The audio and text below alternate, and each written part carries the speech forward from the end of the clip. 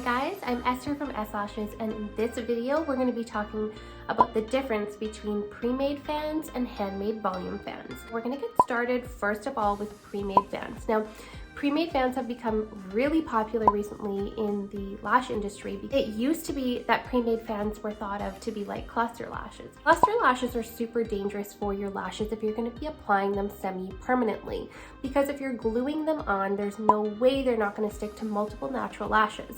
That can cause all kinds of issues. It can cause lashes to be glued together, to grow out together, to pull out. It can cause a lot of damage to natural lashes, and that's kind of, I think, how pre-made fans got such a bad reputation. They've come such a long way with pre-made fans. You can see the ones like we have at Eslashes here now, which I use and absolutely love. They're so much better. They have those tiny, sharp, pointy bases. They're lightweight. They don't have those thick knobs on the end. So they're totally safe and healthy for the client's natural lash, as long as the technician is using the right length, thickness, everything like that. If you are going to use pre-made fans, make sure you're getting them with a tiny sharp pointy base. It's going to be easier on the client's lash because that thick base isn't going to be rubbing up against its neighboring lash, and it's going to look nice and streamlined, and you're not going to have any thick or chunky bases. Next thing you want to look for is a heat bonded pre-made fan. That means that they're bonding it using heat to merge those together. Now, the other way it can be done is through glue. So the issue with that is that that's going to add extra weight to the client's natural lash. Now, pre-made fans are going to be applied the same way as a classic lash.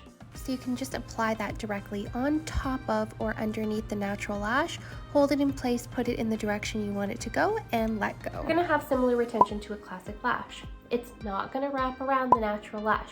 It's going to sit on top. So you want to make sure that that base is really properly secured to the natural lash in order to get the best retention. The thing that I love about them so much is that they save so much time. The fan is already made for you. So they're absolutely 100% like the best thing for beginners. You don't have to learn how to make handmade volume fans in order to offer volumes with pre-made. So when you're first starting out with volume lashing, it can be very time consuming, and a lot of clients maybe don't have the time. Now we're gonna go on to handmade volume fans. They are the best of the best, like they really are, because they have the absolute best retention. But the con is that they can take a bit of time. So while you're learning how to make handmade volume fans, pre-made fans can step in to help you out. So you can actually use the two of them together. You can use some pre-made fans with some handmade volume fans while you're learning. Now, it's always nice to have some pre-made fans on hand too if somebody's trying to rush out of their appointment. You're doing handmade fans, you have a few more gaps to fill in, you can add some pre-mades in there to fill them out, even when you're getting good at handmade volume fans. But handmade volume fans do take a lot of time, but they are worth the effort. It's one of those skills that you just have to practice and practice over time to get good at, but they do have the best retention, and they're so customizable. Now, pre-made fans can be a bit more costly. So it costs more to apply pre-made fans than it does to make your own handmade volume fans. But of course, timing and money are factors that need to be considered together. Now, when you get a whole tray of, 0.03 volume lashes, you get a ton of lashes in there. You can make so many fans with that. With pre-made fans, you buy a large tray, you get your 320 fans, and that's it. So you can't make as many fans out of your pre-made tray as you can out of your handmade volume tray. Here's a little clip making a handmade fan.